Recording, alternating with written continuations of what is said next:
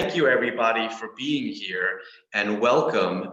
I have a PowerPoint presentation I want to share with you about the new Pew survey that just came out this past week. And then we will leave plenty of time for Q&A. So if you think of a question while I'm speaking or have a question about one of the slides that you see, please write it into the chat or write it down on a piece of paper, and we'll get to it when I'm done with the frontal presentation. The over-under on this presentation is 37.5 minutes, if anyone out there is a gambler, starting from now. But let's see if I can easily share my screen. All right, can folks see the PowerPoint? Yep. Great. So there's a new survey of American Jewry, and it's kind of a big deal because it only happens once every decade or so. And it has a big influence on the way the Jewish community programs and tries to serve the interests and needs of the people they imagine themselves serving. So this is an opportunity for us. Many of us on this call are leaders in our communities and activists to step back, take a look at some of the numbers, and get a sense of how things are for the Jewish community. Now, sociology is not an exact science, and the Pew authors of this report are really amazingly professional, and I am really appreciative that this is being done by an organization like Pew. But they're human. The questions they administer and the methodology they use are, there's no exact science to it. They're all based on choices that they've made. And these authors of the report, certainly as far as the findings go, are using a spin. They have their own perspective on things. So I'm gonna talk about that in a bit, but I have my own spin. So I'm just gonna be upfront about it, that the things I'm interested in and the way I understand the numbers may be different than the way you do or the way other people do in the organized Jewish community.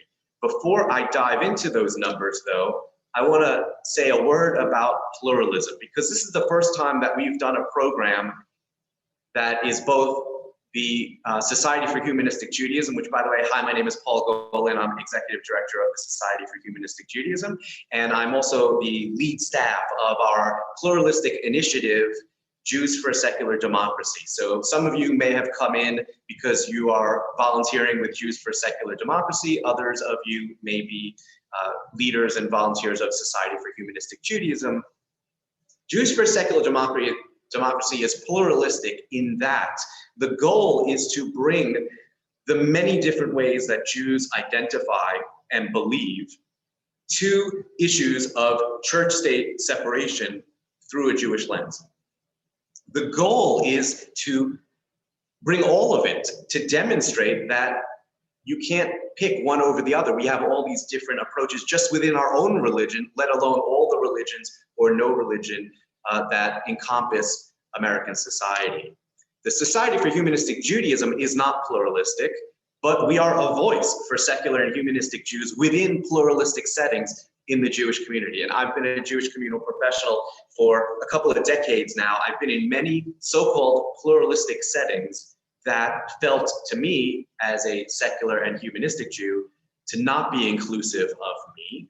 And as we look at the numbers tonight, we'll see that secular Jews are a pretty significant percent of the Jewish population. So even if you come into this tonight from the perspective of a person who has faith or religion, understand that when we talk about secularity tonight, it's so we all get a better sense of who's actually out there in the organized Jewish community. So I've split this conversation between Jewish beliefs and Jewish politics, but you'll see that there's overlap as we go through this between the two. And this first part will be a little bit longer than the politics part. To me, the big finding, the big number that really jumped out at me, Pew asked a question that had not been asked before, which was, do you believe in the God of the Bible? They used that phraseology for the first time, as far as I know, in a Jewish demographic study. And I'm thrilled by that because since I came on at SHJ almost 5 years ago, I've been telling audiences when I present that most Jews don't believe in the God of the Bible. And now I've got a number I can attach to it, which is that only 26% of all American Jews believe in the God of the Bible. This won't be the big number that people talk about from the Pew survey, but I don't know why not, because to me, this changes everything in terms of the questioning that we can do for why we as a Jewish community, why we as Jews do anything, right?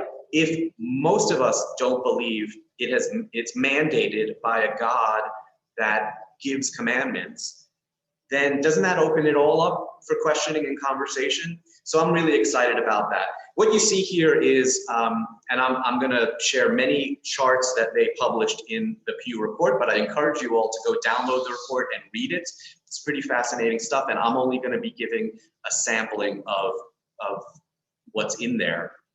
This left column is percentages of Jewish adults who feel that certain way. The right column compares it to all US adults. So the first item is that religion is very important to them. Only 21% of all Jewish adults in America agree that religion is very important to them, compared to 41% of all US adults. That's a big difference. There's big differences throughout this whole thing. So believing in the God of the Bible, only 26% compared to 56% of our fellow Americans. Now, this doesn't mean that everybody who doesn't believe in the God of the Bible identifies as atheist or agnostic.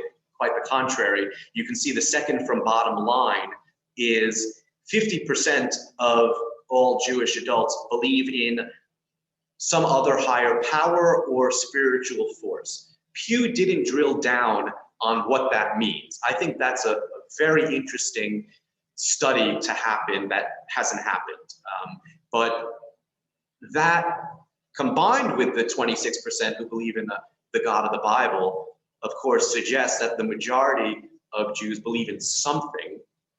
But 22% of American Jewish adults said they do not believe in any higher power or spiritual force.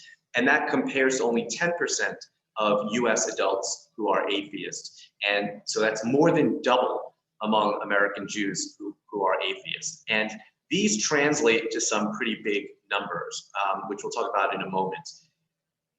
But this makes sense if you understand that the majority of all Jews say being Jewish is mainly about culture and ancestry and not about religion. So what Pew did was ask,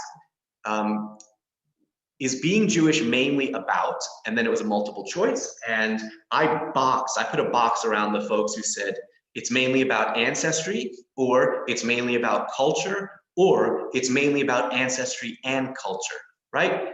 They asked about religion as well. So of the folks who did not include religion in their answer of mainly about, we're already up to 53%. And then there's another 9% who say other, whatever that other might be. But considering they had religion as a choice and they didn't pick it, this could go up to 62% who say being Jewish is mainly about culture and ancestry and not about religion.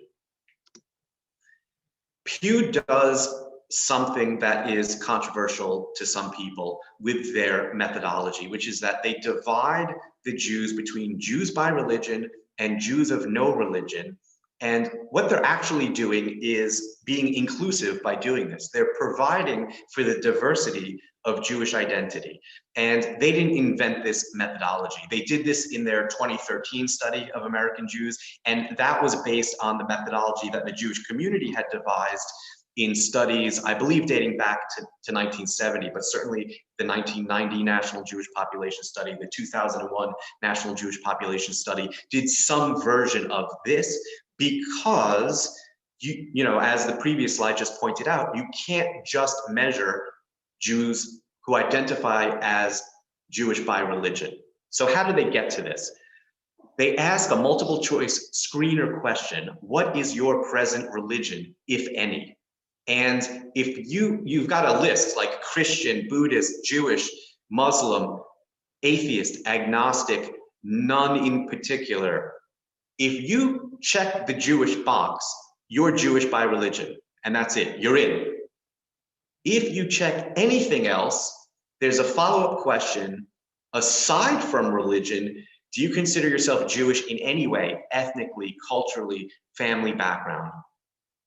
If in that first question you had said either atheist, agnostic, or none in particular, but on this question you said, yes, I do identify, I do consider myself Jewish in some other way.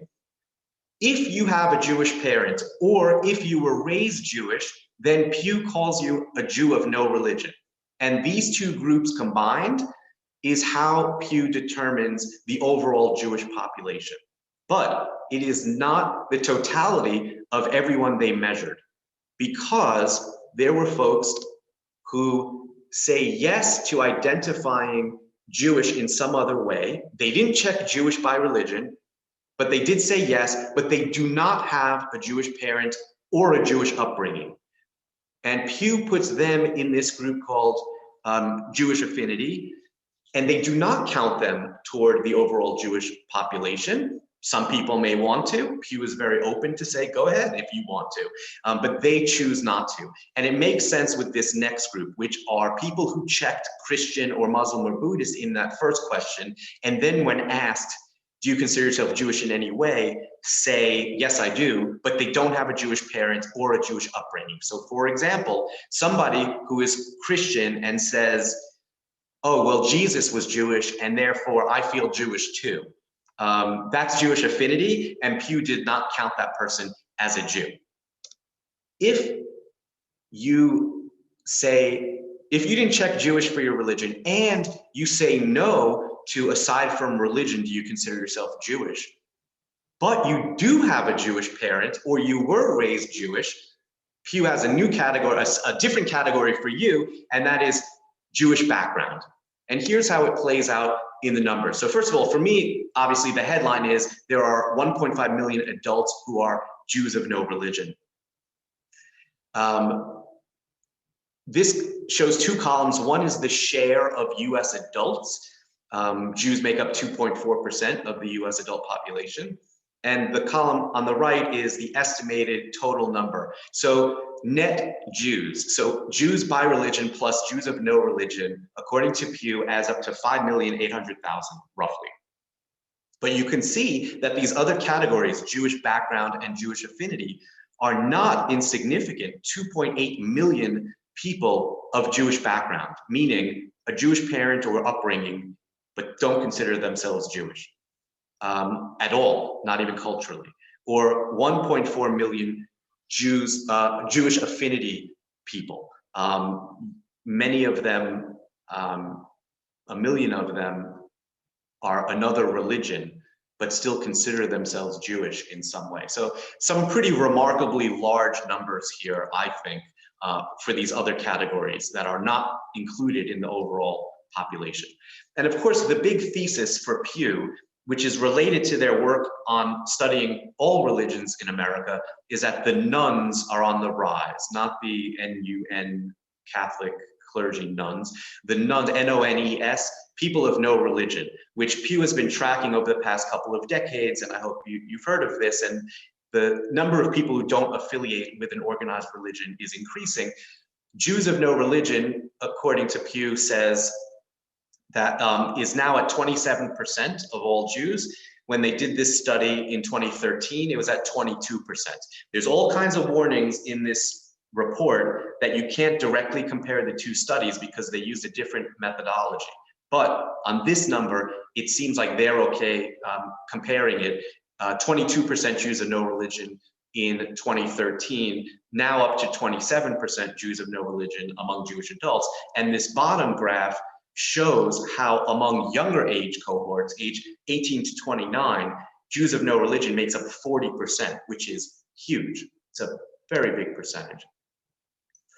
On the other end of the spectrum, Orthodox are still only about 10%.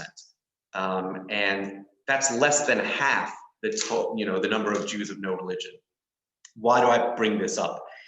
Because for decades, literally decades, every time a study comes out, folks look at the numbers and say it's only a matter of time before the Orthodox are the largest denomination in America.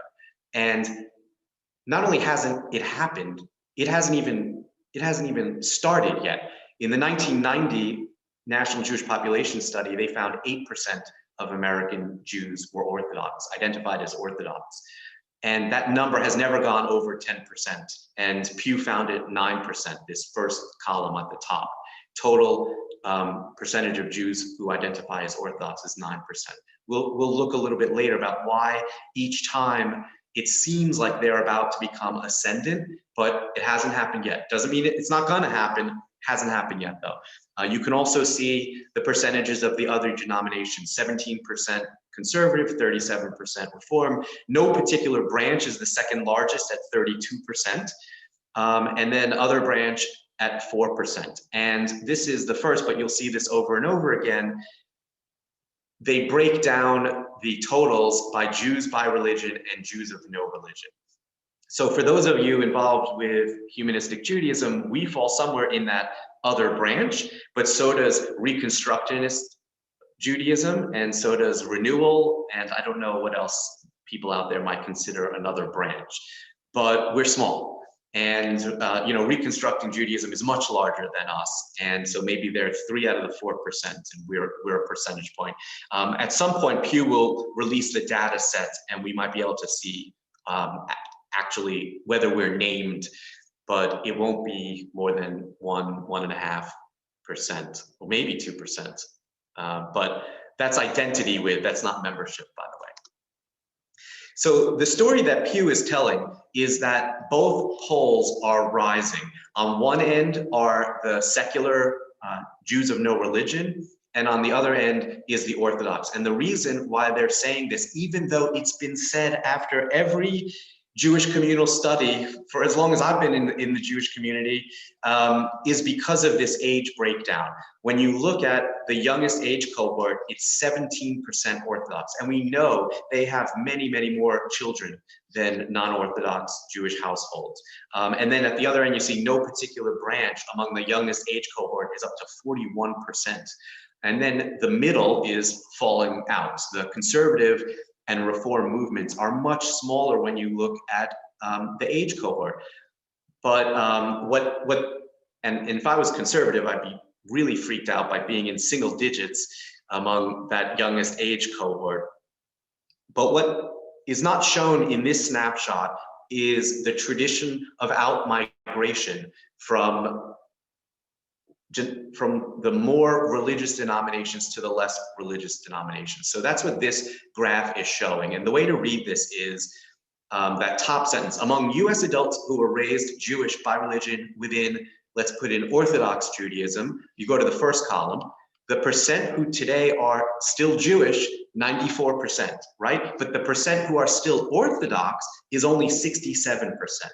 So they've lost you know, over 30% of the people who are born Jewish, but this out-migration is even worse in conservative Judaism, where even though 93% of Jews who are raised conservative are still Jewish, only 41% of them are still conservative Jews. And you can see 30% are now Reform, 15% are no particular branch, 7% are not Jewish at all. And the movement is almost all in one direction, which is out of religion. You can see on the second line in conservative Judaism, only 2% of adults raised conservative are now Orthodox. In Reform Judaism, only 1% of Jews who were raised Reform are now Orthodox, and so on. So the movement is out of religious Judaism. To the point where those who are raised with no particular branch, 21% of them don't even consider themselves Jewish at all. Hey, Paul, really quickly, someone asked if you can use a pointer when you're mentioning a stat so that folks know which one you're referencing. I think there is, yeah, I do see your mouse moving. So maybe. Oh, you do? Yes, I do see your mouse moving. So if you could use that so folks can see, go ahead. That was gonna be my next question. How do I use a pointer? Okay, so the gripe I have is that the narrative of the Pew report And frankly, I think it's reflective of the narrative of the organized Jewish community in large part, is that Jews of no religion are less than. So what we have here is a large chart that I cut in half. So I will use the pointer, but basically they ask a lot of questions about Jewish practice and activities, and which is good. And they added more questions this time than in 2013, which is also good. But so above this gray bar, they're asking about ritual practices, holiday celebrations, and so on. And they give the left column all US Jews. And then they break it down by Jews by religion, Jews of no religion. And on all these indicators, Jews of no religion appear less than, right? So 20% of Jews of no religion fast on Yom Kippur, which is surprisingly large to me. But when you compare it to the 56% of Jews by religion who do fast on part or all of Yom Kippur, it's less than, right? And significantly less than. And then that becomes the narrative.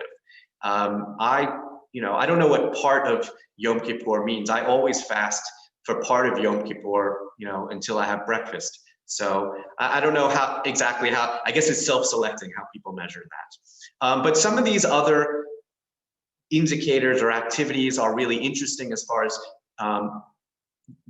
Jews who say they often or sometimes cook or eat traditional Jewish foods. I mean, that's the majority of Jews of no religion. That might be something interesting to celebrate. But then you look at the overwhelming majority of Jews by religion who do that, and the narrative still becomes less than. One of these questions was that you engage in political, that's where the blue arrow is, you engage in political activism as an expression of Jewishness. So not just that you engage in political activism, but that you do it as an expression of Jewishness. And that 1/3 of Jews do it might be very promising for those of us who are trying to organize around Jews for a secular democracy. But this Jews of no religion number is half less than, and that may feel discouraging. So I won't give you all of the graphs from the Pew report, but this happens over and over and over again.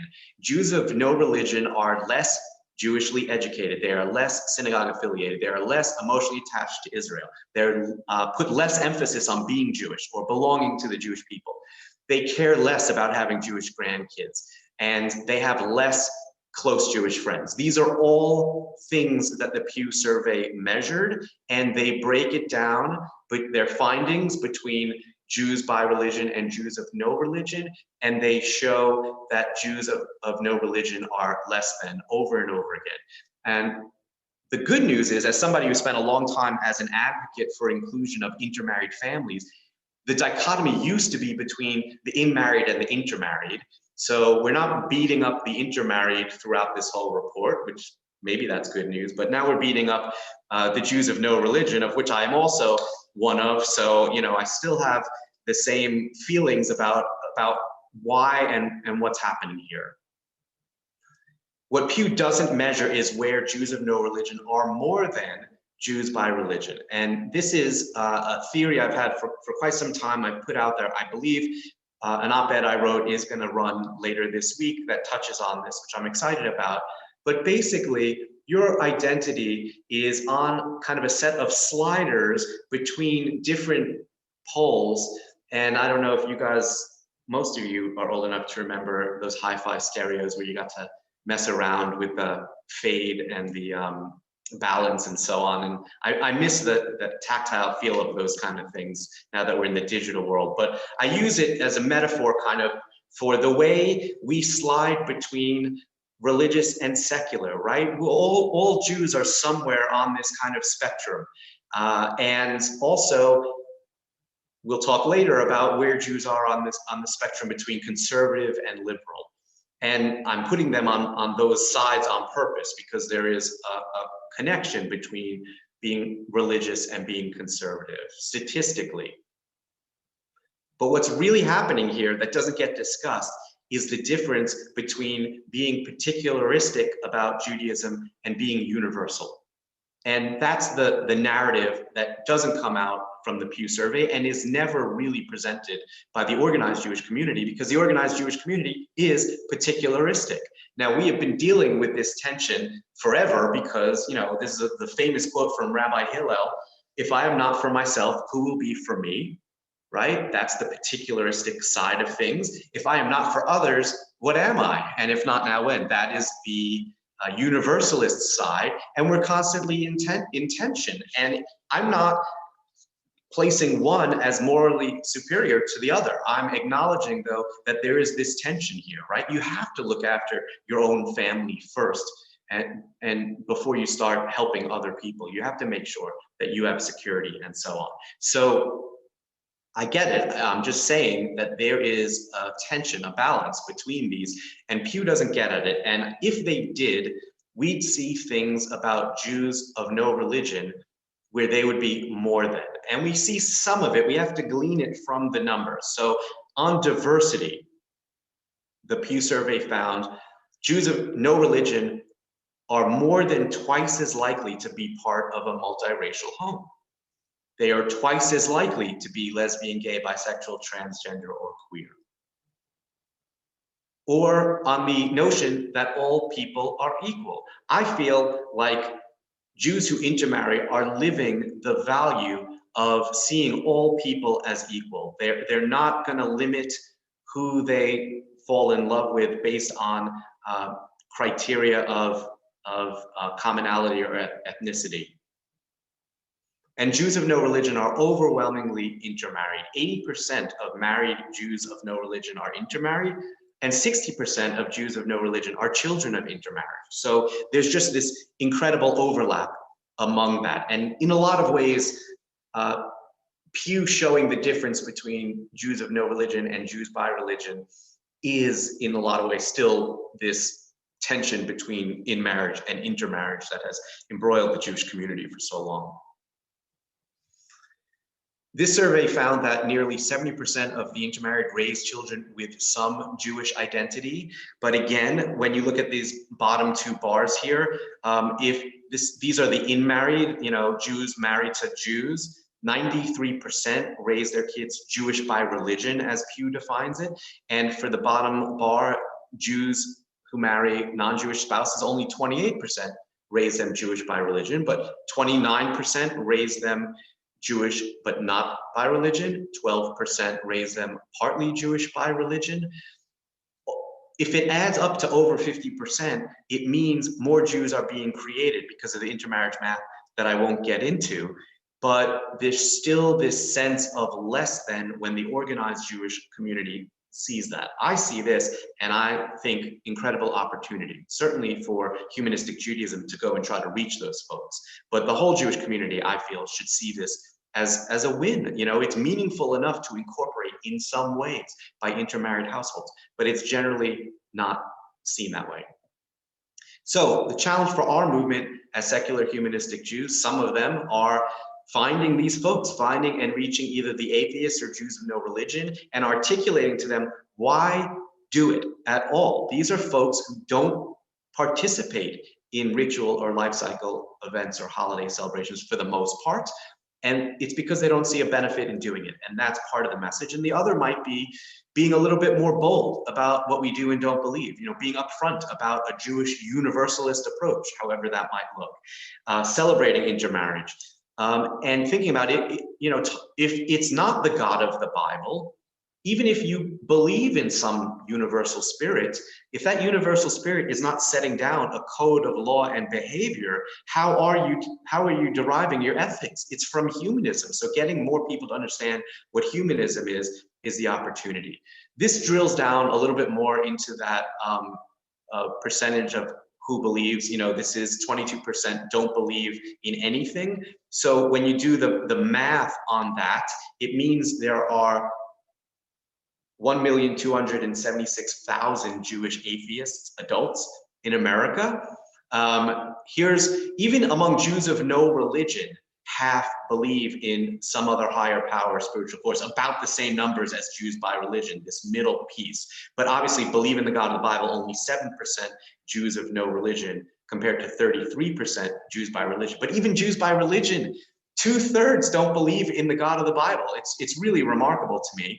But what's interesting to note is that, so 14% of Jews by religion don't believe in any, they're atheists, and 44% Jews of no religion. So it would seem like there's many more atheists among Jews of no religion. But because there's so many more Jews by religion, it's actually not that far off. You've got nearly 600,000 Jews by religion who are atheists, and nearly 700,000 Jews of no religion who are atheists. So one option for humanistic Judaism is to just say, look, Jews by religion are engaging already in Jewish communal life, and there's almost 600,000 of them that are atheists, and we can narrow our focus and just try to appeal to more of those folks. So it was interesting to kind of run the numbers. The other chart that I find really fascinating that Pew did ask about the last time around in 2013 that they did again this time was, what do you feel is essential to being Jewish? And the highest scoring again this time, as last time, was remembering the Holocaust. And that was true for Jews by religion and Jews of no religion. But also scoring very high with this blue arrow is working for justice and equality in society. And that's great. And again, Jews of no religion seems less than, but this is still a very high number. Almost half of all Jews of no religion see that as essential to being Jewish.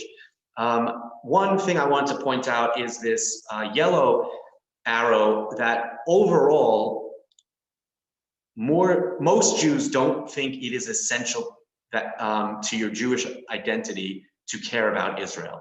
So while things are literally blowing up right now around Israel, and it feels like everybody is involved in this very emotional arguments that are happening right now, I also want to remind folks that there are a significant percentage of Jews, and especially Jews of no religion, who just don't think it's essential. These are American Jews, and caring about Israel is just not essential to their Jewish identity.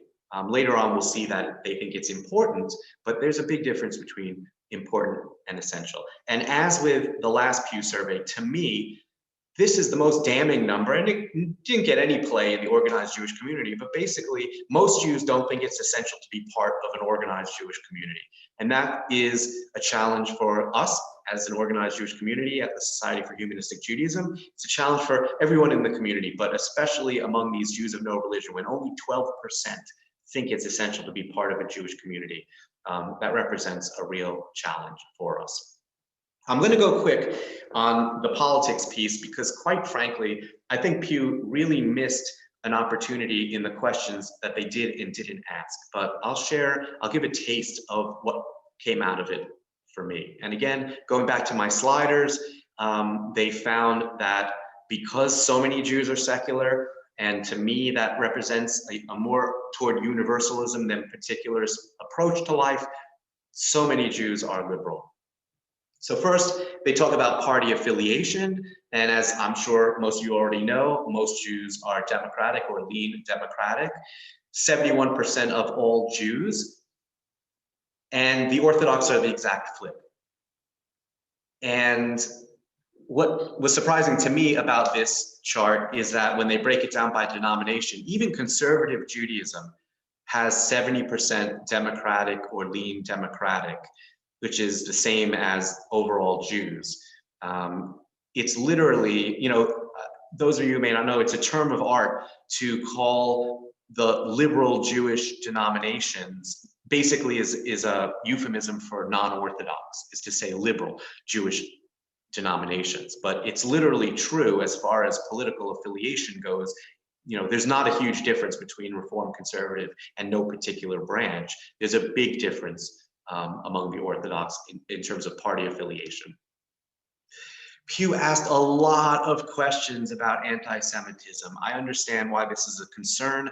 Most Jews believe anti-Semitism is up compared to 5 years ago. 75% of American Jews believe that anti-Semitism is up, and they're kind of split on why that is, between because there are more anti-Semites, or because people feel more comfortable expressing their anti-Semitism, or both.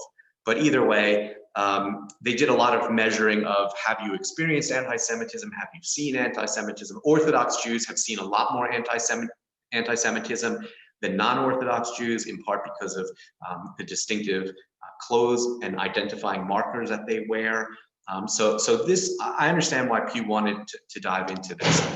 They asked a lot about Trump, which to me is really disappointing. This survey was conducted between November 2019 and June 2020, but they should have known they wouldn't have the results till well after the presidential election. And I would have loved for them to ask questions about abortion or the Supreme Court or lots of other issues, racial justice that Jews are involved in and that they care about, the environment. None of that got asked. And there was this real focus, almost an entire chapter on feelings about Trump, which I hope, I'm showing my bias now, but I hope it's irrelevant and will stay irrelevant. But it's certainly a lot less relevant now that he's not president, unfortunately, that it's not relevant anymore.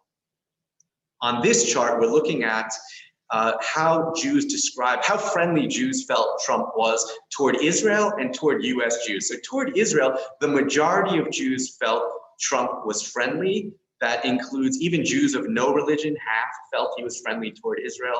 Obviously, Republican-leaning and Republican Jews felt overwhelmingly that he was friendly. They also felt he was friendly toward US Jews, but they're the only group that felt he was friendly toward US Jews. Most Jews, and total percentage of Jews, only 31% felt Trump was friendly toward US Jews, for whatever that's worth now. They also ask a lot about Israel. And again, this is reflecting what the organized Jewish community cares deeply about, but not necessarily what the Jews on the ground care about. So I found this chart one of the more interesting ones because they asked what percentage of US Jews who say they have something in common with Jews in Israel. They have a lot, they have some, not much, nothing at all. Those are these columns. And overall, only 19% of American Jews feel they have a lot in common with Jews in Israel, which is, I don't know, that seemed to surprise me. Obviously, it goes way down between Jews by religion, Jews with no religion. They also look at the denominations. I thought it was fascinating to see that only 12% of Reform Jews think they have a lot in common with Jews in Israel. To me, that may say something about the tension around denominationalism within Israel. So it's just interesting to see. They did get in some of the separation between intermarried and inmarried. Here at the bottom, Jews who are intermarried, only 8% feel like they have a lot in common with Jews in Israel, and 31% of the inmarried feel they have a lot in common with Jews in Israel. You know, this is not necessarily surprising, but interesting to see percentages attached to it. Getting back to that question of what's essential, you know, so essential was the highest level. They said important but not essential. When you include that, caring about Israel, most Jews feel is either essential or important. But when you look at the age breakdown here by the orange arrow, it goes way down from those over 65, where 52% claim it's essential, all the way down to 35% among Jews age 18 to 29. And so, you know, how does that bode for Jewish communal support for Israel if that's something that you care deeply about? And at the bottom, you've got the big difference between Democrat and Republican. Again, if you add up important and essential, it's not that huge of a difference. But when you only look at who says essential, there is a growing divide, I think, between Republican and Democratic Jews around Israel. Here's one of the rare examples of where Jews of no religion are more than Jews by religion. They are more than optimistic about the potential for a two-state solution. 74% of Jews of no religion still have belief that a way can be found for Israel and an independent Palestinian state to coexist peacefully, compared to 59% of Jews by religion. But the Jews by religion ones are getting knocked way down because it includes almost all the Orthodox, among whom very few believe in the prospects for a two-state solution. You can see the Orthodox with this yellow arrow, only 29% maintain hope for coexistence between two states, and that is also reflected among Republican Jews, where there is just tremendous overlap between the Orthodox and Republicans. And finally, this goes back to that question about, do you believe in God of the Bible, in a somewhat fascinating way. So they asked if you believe God gave the land that is now Israel to the Jewish people.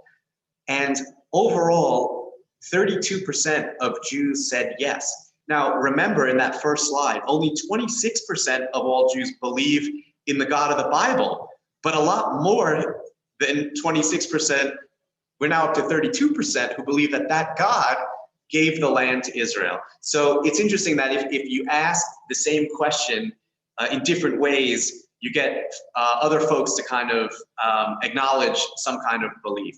But still, only a third of American Jews believe in the notion that God gave the land.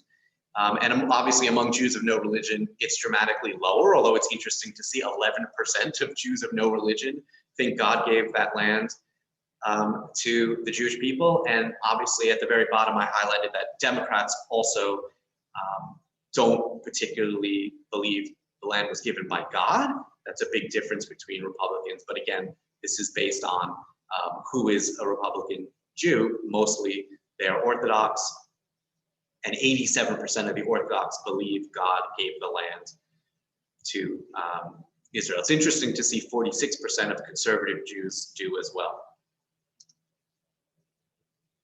This chart is drilling down a little bit more on that question about, do you engage in activism as an expression of Jewish identity? And I already pointed out Jews of no religion seem to score much lower, but conservative Jews score the highest, which was interesting also to look at the denominations, the denominational breakdown. It's something else to think about, and I think this is relevant to our Jews for a Secular Democracy initiative. Jews over the age 65 and older score the highest as far as seeing their activism as an expression of Jewish identity. There isn't a dramatic difference in the age breakdown, except for people, Jews aged 30 to 49. I don't know why that is. Perhaps that's a time in their life where they're overwhelmed with too many other things. And I also thought it was interesting that there was no real difference between Republicans and Democrats in terms of seeing their Jewish identity informing their activism. But overall, Jews identify liberal. And I felt that this was a really interesting way at getting at the question, because they asked about moderate. It wasn't just, do you see yourself as conservative or liberal? So they break the dichotomy that so much of our country is in right now and ask about moderate. And it seems to me that by doing so, they actually take more people away from conservative than from liberal. So overall, Jews are claimed to be 50% self-identified liberal, 32% moderate, only 16% conservative. That goes up among Jews by religion, goes down among Jews of no religion. But if you look at the younger cohort, you can see pretty much a steady increase in liberalism among that youngest cohort, even though Pew talks about the rise of the two poles, Orthodox and Jews of no religion. That doesn't seem to be reflected in this number here. About 60% of age 18 to 29 see themselves as liberal, 22% moderate, and 17% conservative. They also included education level. Perhaps this has been documented elsewhere as well. Those who have higher levels of education are less likely to be conservative.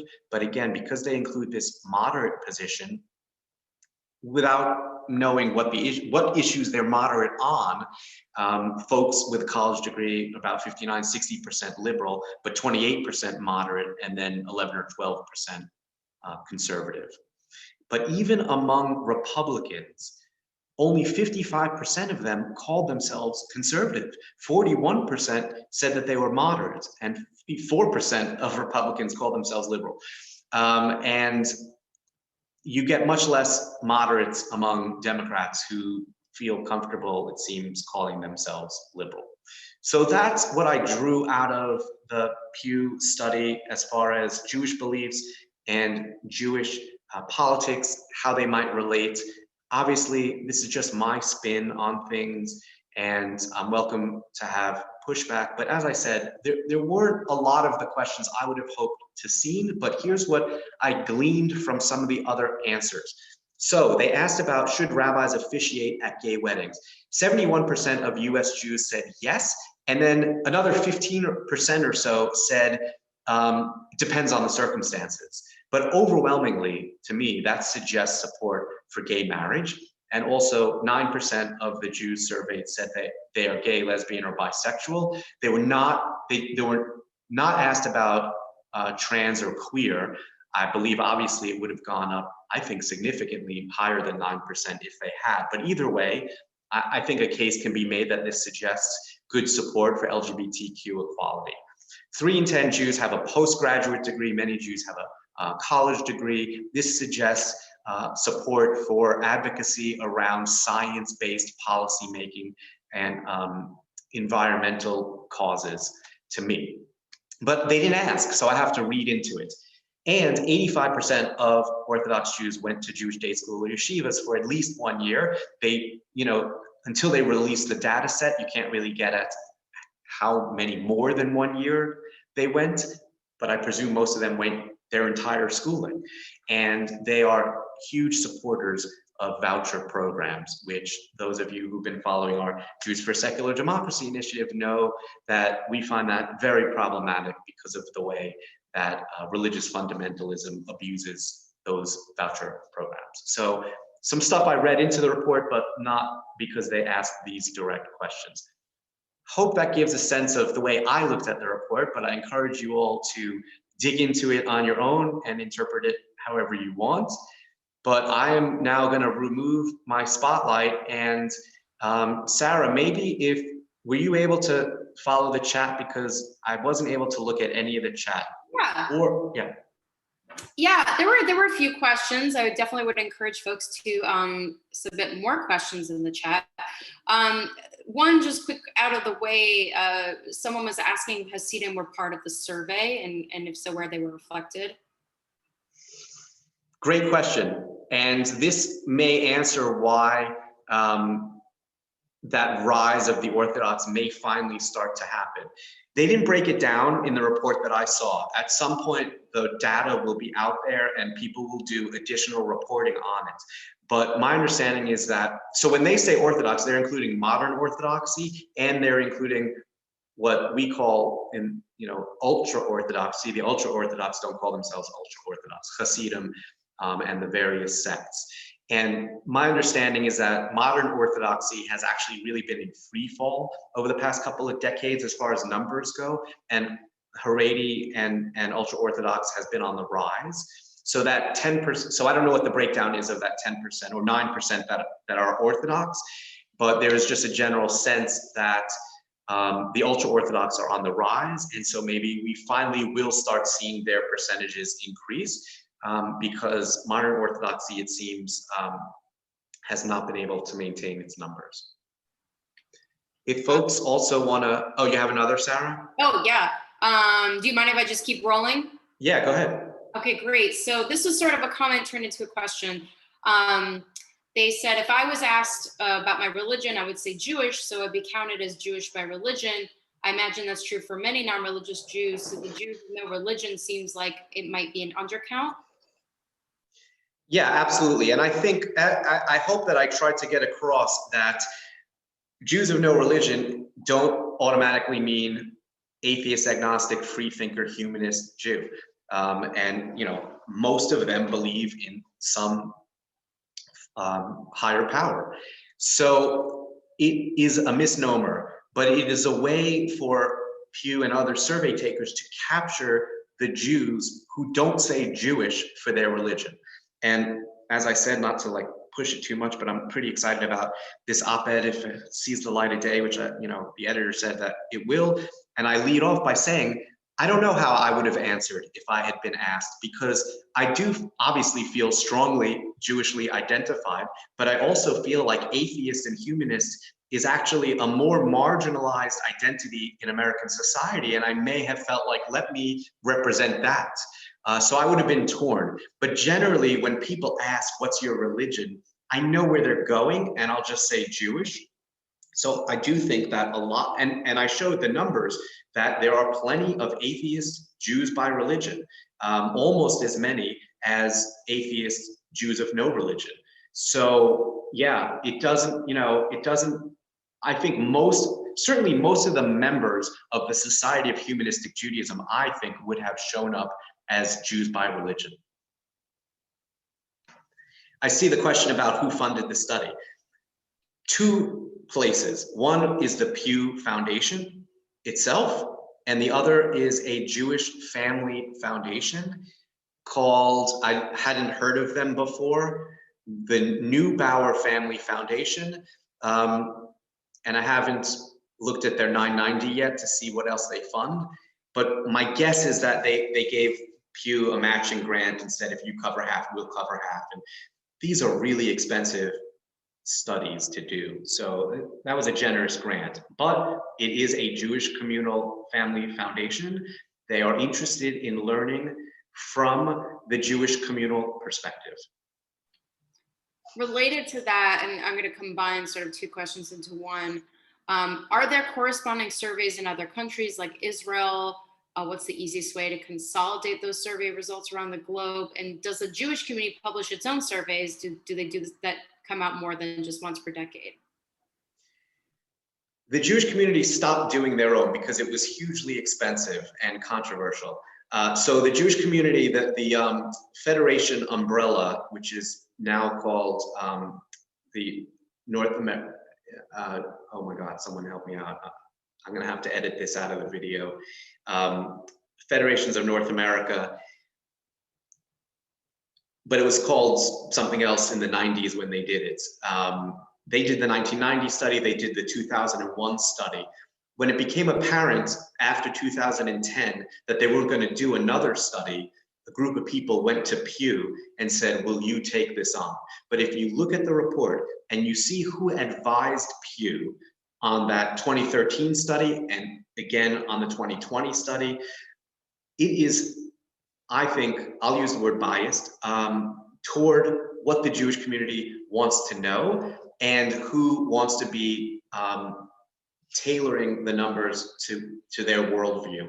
And the bottom line is that when Pew did its first Jewish study in 2013, it wanted to be able to compare it to the studies in 1990 and 2000. So you can only modify the methodology so much before it becomes useless, and you can't compare among them.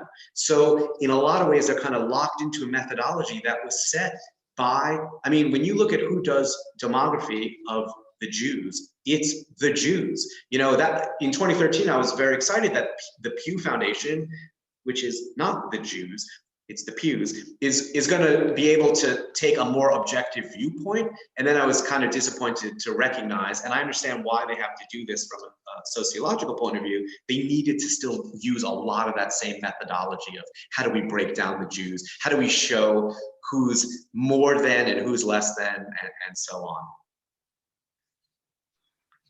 So here's a question that isn't directly related to the survey, but I feel like it's always a good opportunity to educate. So someone asks, do humanists really have no religion? No. I call myself an atheist and a humanist, and they're two different things. And I am just one person, and a lot of other people have different explanations for what that means. But I do like to define my terms because it does mean different things to different people. When I say atheist, I'm talking very specifically about, I don't believe in the God of the Bible or any other man-made gods.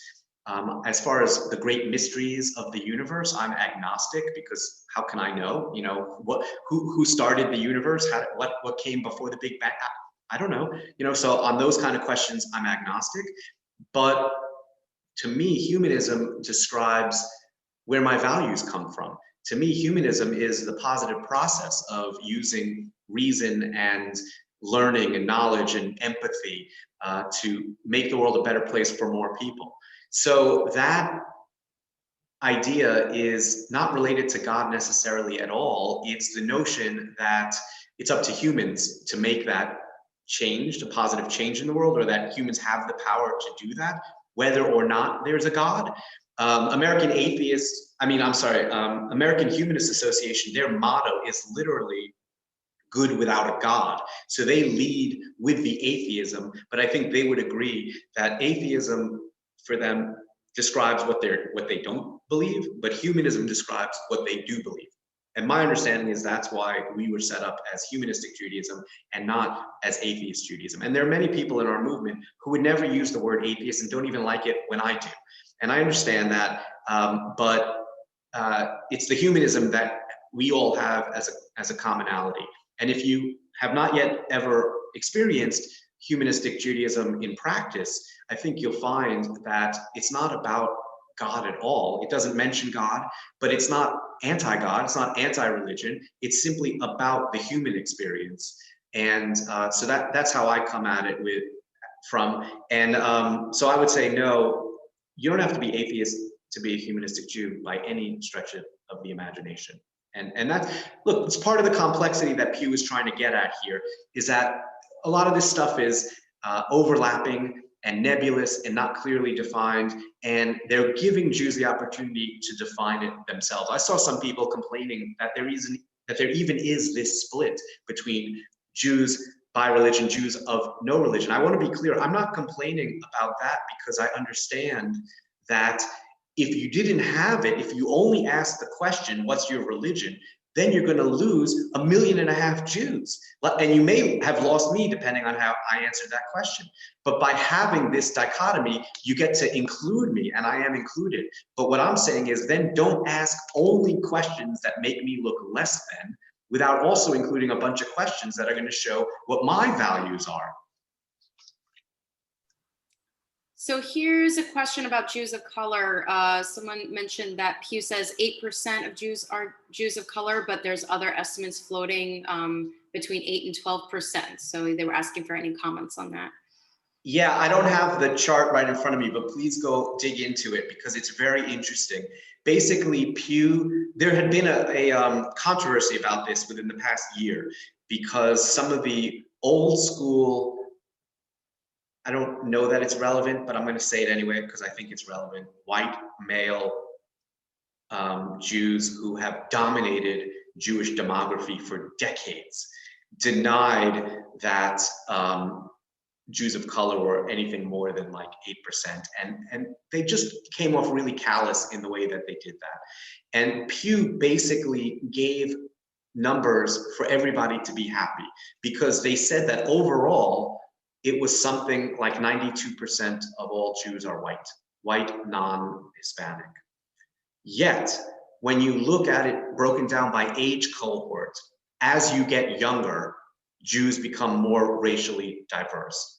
And if you look at it by households, 17% of all American Jews live in a multiracial household, which is exciting. But the way they get to that is they include the non-Jews in those households, because intermarriage is a diversifying factor in the American Jewish population. And as I pointed out, I think that's a good thing, because I think diversity is a positive value. Not all Jews do, certainly when the diversity comes through intermarriage. But I think it's a positive, and that's the universalist in me. And I think a lot of Jews agree with me on that, and we're not really given voice in the organized Jewish community. So it's good news, I think, overall. The Jews of color that I know have taken it as very good news. It means we're diversifying, and that's the message that they're now able to share. And there is a moment now in the Jewish community around Jews of color and multiracial households, where funders are putting some money into it now, finally. and leaders are being raised up. And it's something that we've actually, at our last board meeting, those of you who are on the SHJ board know it's actually was the featured conversation at the last SHJ board meeting, because I want our movement to be more reflective of that racial diversity in the Jewish community as well. How many questions do you think we can take? Maybe another 2 or 3 if you have them. Yeah. Okay, great. So one question was where you saw commonalities between, where was the biggest points of agreement or consistency among all of the subgroups, if any? Well, on some of the numbers I showed you, 75% believe that anti-Semitism rose over the past 5 years. I guess I'm one of those people.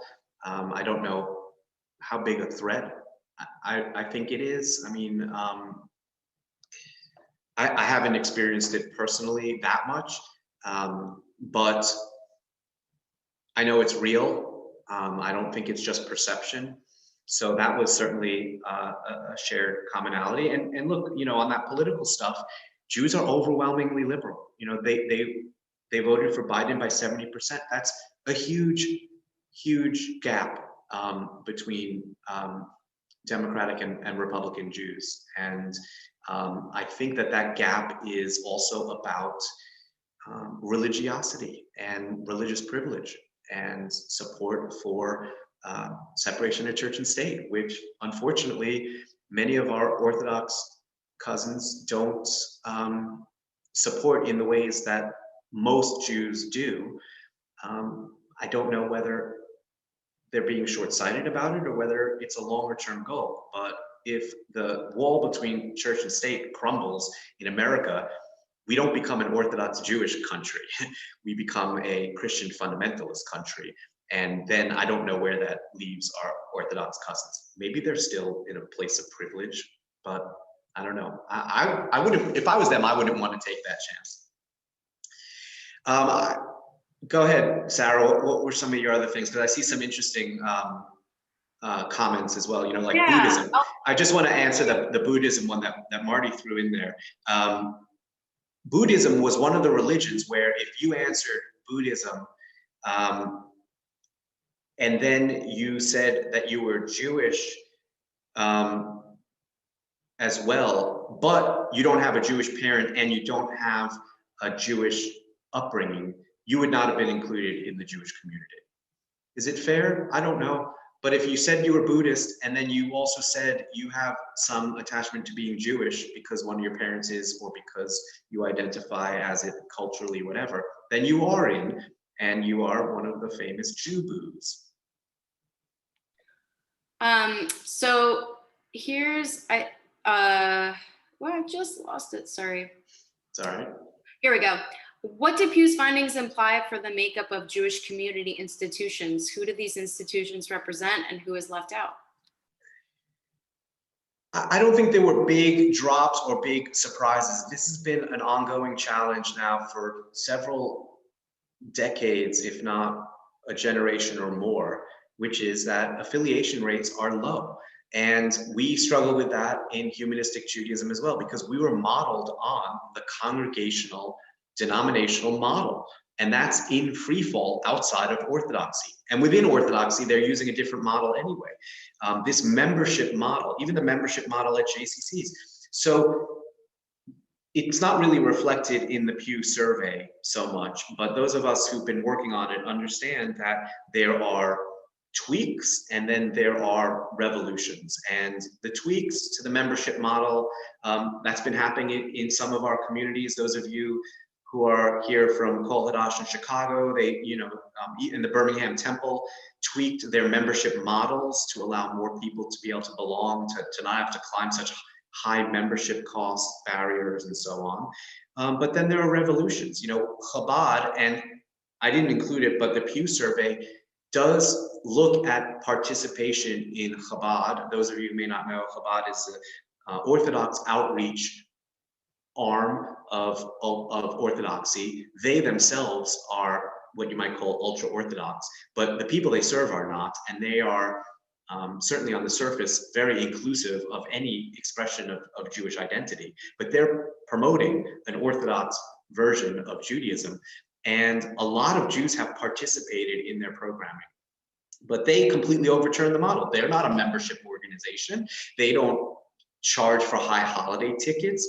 They've really overturned the model on so many things, and they've been able to reach a lot of Jews doing it. But depends how you measure their success, because clearly they haven't turned a lot of us Orthodox. So I don't know how, I do know how they measure their success in some ways, but I don't know how they feel about it. They get a lot of Jews to do Jewish ritual practice, like, for example, Sukkot. They go out, certainly here in New York City. I don't know where you folks are, but if you're in any sizable Jewish community, you'll see Chabad out and about before the Jewish holidays, trying to get you to shake the lulav and etrog.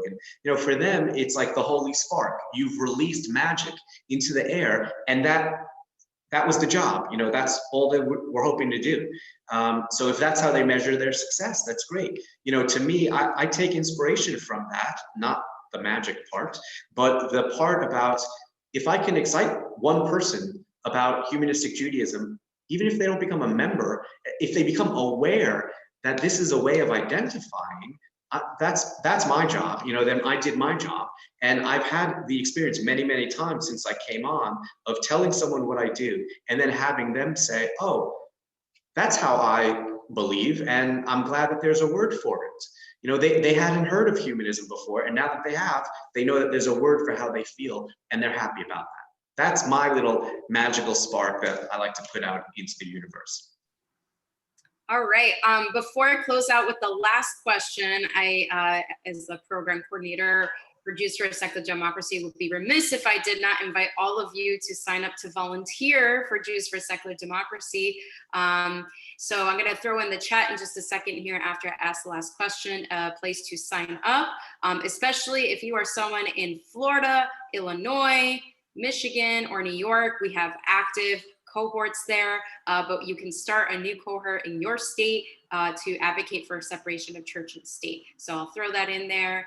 And with this last question, which I'm going to add on a little bit of a spin to. So the question is, what is the goal and purpose of a survey like this? Is it to make, us happy as a Jewish community? Is it curiosity, awareness, fundraising? So what I'll add to that, Paul, is, whatever Pew's motivations are, the funders, how can we as a community use this survey to advance our own goals?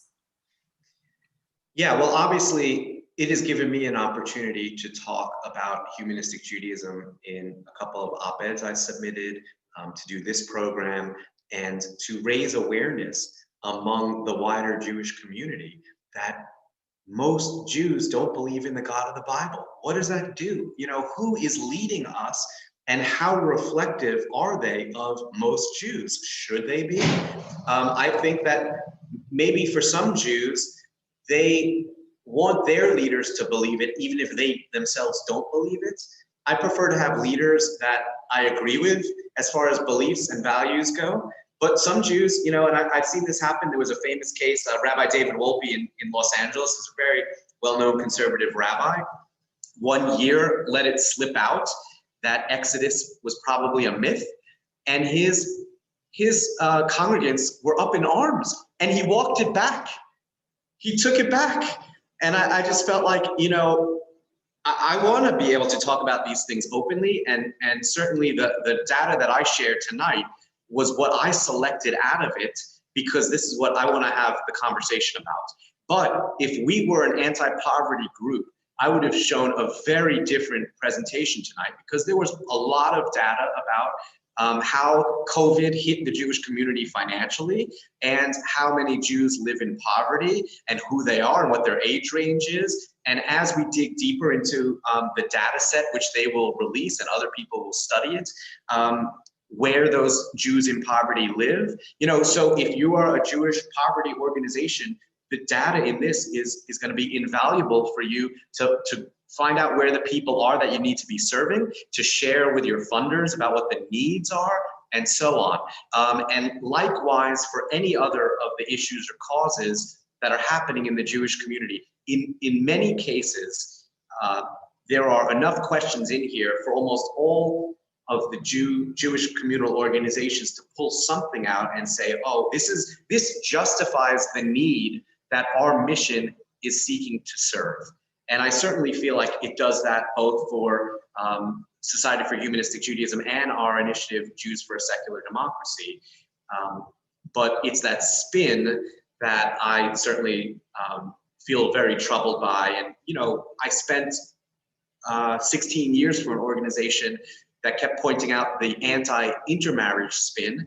Now, there's hardly any anti-intermarriage spin in this study, but it's all anti-Jews of no religion, and it's the same people. You know, I showed you the incredible overlap. So there's still a lot of work to be done about how the Jewish community can express multiple identities equally and share that fairly, as opposed to trying to speak with one voice. We were never one voice. We never spoke with one voice. I always find that to be problematic to try for our community to try to speak with one voice. If anything, what we can talk about is what I started with, which is pluralism.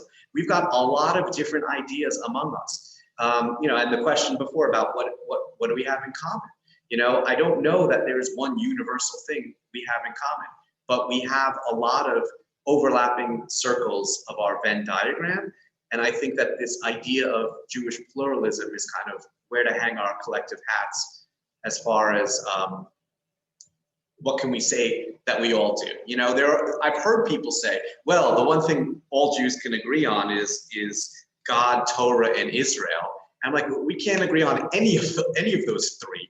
So I think it's about identification and kind of a collective understanding. And I think this study overall does a good job at trying to get at that. And so the things I'm pointing out is hopefully to let people understand where we can improve from here. And I want to kind of release our staff people who are here and thank you all for participating.